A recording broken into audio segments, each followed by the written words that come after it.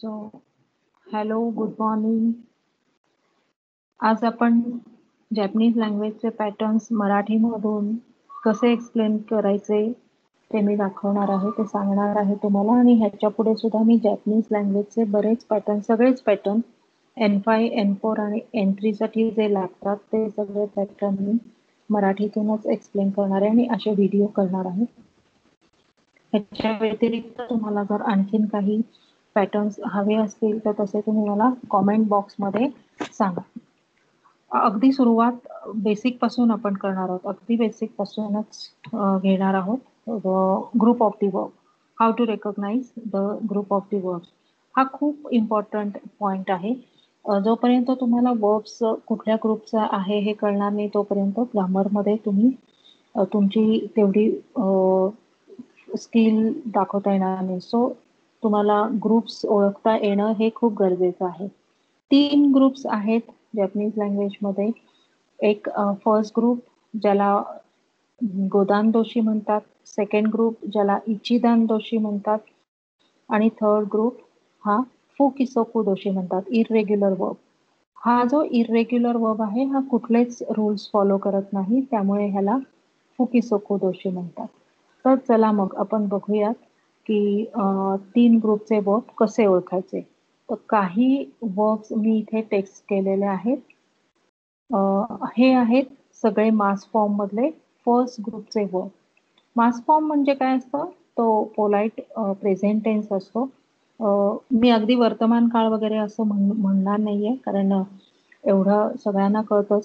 So present tense असतो. Japanese लँग्वेजमध्ये future tense असा वेगळा कन्सिडर केलेला नाहीये. मास फॉर्मच फ्युचर टेन्ससाठी सुद्धा वापरतात. म्हणजे वाताशी वा मायनिची गाकोए इकिमास. That is the routine action. So for routine action also we use mass form. Watashi wa ashita gakoe ikimasu. Tomorrow I go to school. That is for future tense. And watashi wa ima gakoe ikimasu. So present tense, future tense, and the routine action takes the mass form. Okay. So हा first group मधले हे काही words आहेत. Let us read this. Aimasu to meet. Tachimasu is to stand up. Kirimasu is to cut. Ikimasu to go. Hakimasu to write. Hanashimasu to talk. Shinimasu to die. Yobimasu is to call. Nomimasu is to drink. Yomimasu is to read. आणि इसोगिमास is to make Hari. तर इथे तुम्ही notice कराल, जेव्हा मास काढला जातो, verb मधून जेव्हा मास काढतो, जो राहिलेला पार्ट आहे त्याला स्टेम ऑफ द मास फॉर्म म्हणतात. So the stem of the मास form is in the E sound. With this verb, all the stem of the mass form is E sound, ending with E sound. So when the verb, after removing the mass, it remains in the E sound, it is considered as first group. हा first group आहे. आपण जेव्हा मास काढतो, जो stem of the मास form राहतो तो E sound मध्ये असेल तर तो फर्स्ट ग्रुप आहे. This is the one of the clue of recognising first group. आता आपण सेकंड ग्रुपकडे वळूयात. सेकंड ग्रुपचे काही वर्ब्स मी इथे टेक्स्ट केले आहेत. थाबेमास टू ईट, खाकेमास टू हँग, शिराबेमास टू सर्च, नेमास टू स्लीप, सुतेमास टू थ्रो, टू डिस्कार्ड. इथे जेव्हा मास काढतो आपण, वर्ब मधला मास काढतो आणि स्टेम ऑफ द मास फॉर्म जो आहे तो you can notice here it is ending with a sound. Shirabemas, Hakemas, Habemas, Nemas, Sutemas. So when the verb, stem of the mass form of the verb is ending with a sound, it is second group verb. Okay. So ह्याच्यामध्ये सुद्धा काही exceptional readings आहेत. या second ग्रुपमधल्या वर्बमध्ये exceptional readings आहेत जे की E साऊंडने end होतात, पण तरी सुद्धा हे सेकंड ग्रुपचे आहेत. लाईक ओकिमास टू वेक अप. मी कांजी पण घेतली आहे अलॉंग विथ द वर्ब. किमास टू वियर, किमोनो ओ किमास. अभिमास टू टेक अ शॉवर, शावा ओ अभिमास. खारिमास टू बॉरो, मीमास टू सी.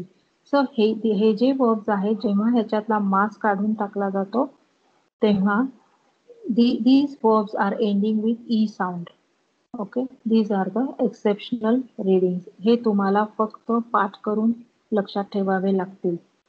तर आपल्याकडे जी वर्बची लिस्ट असेल तर त्यातून हे वर्ब्स सेकंड ग्रुपचे रूल्स फॉलो करतात.